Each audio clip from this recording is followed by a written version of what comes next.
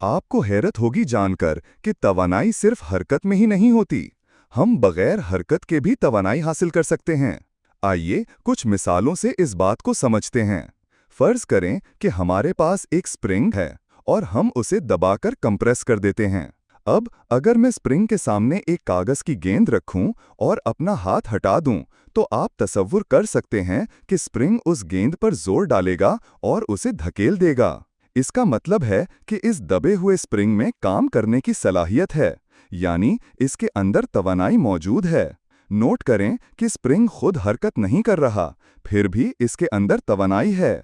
इसी तरह अगर आप एक खींची हुई रबर बैंड लें तो वो भी तवानाई रखती है, क्योंकि वो भी कागज की गेंद को आगे फेंक सकती है और उस पर काम कर सकती है।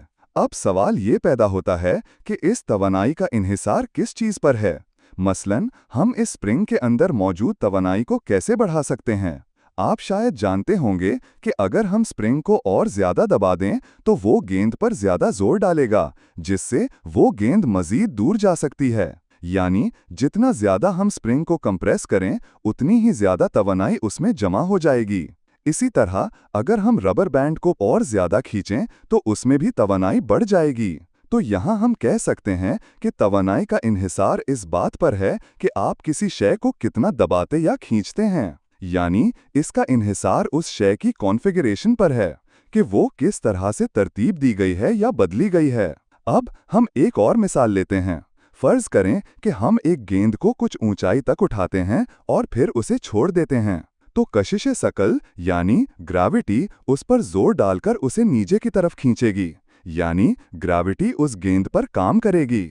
इससे पता चलता है कि ग्रेविटी के अंदर भी तवानाई मौजूद है, क्योंकि वो किसी चीज पर काम करने की सलाहियत रखती है।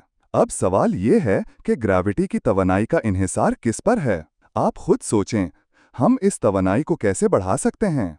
आसान है, अगर हम गेंद को और ऊंचाई पर ले जाएं, तो जब हम उसे छोड़ेंगे ग्रेविटी ज्यादा डिस्टेंस पर काम करेगी, और ज्यादा काम का मतलब है ज्यादा तवानाई। तो इससे पता चलता है कि ग्रेविटी की तवानाई ऊंचाई पर मुनहसर होती है, यानी जितना ऊपर जाएं उतनी ही ग्रेविटेशनल पोटेंशियल एनर्जी ज्यादा होगी।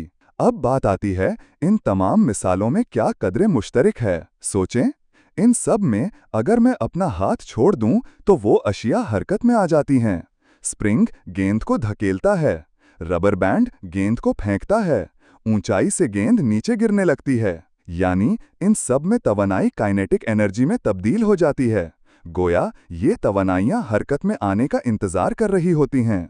इसीलिए हम इन्हें पोटेंशियल एनर्जी कहते हैं, यानी मुमकिना तवानाई, जो अभी काइनेटिक नहीं है लेकिन बनने की सलाहियत रखती है। तो आखिर में हम कह सकते हैं, अगर तवानाई ग्रेविटी की वजह से हो तो हम उसे ग्रेविटेशनल पोटेंशियल एनर्जी कहते हैं। अगर तवानाई किसी इलास्टिक ऑब्जेक्ट जैसे स्प्रिंग या रबर बैंड में हो तो वो इलास्टिक पोटेंशियल एनर्जी होती है। लेकिन दोनों सूरतों में ये पोटेंशियल एनर्जी ही होती है, यानी वो तवानाई जो हरकत में आने की मुंतज़िर होती है।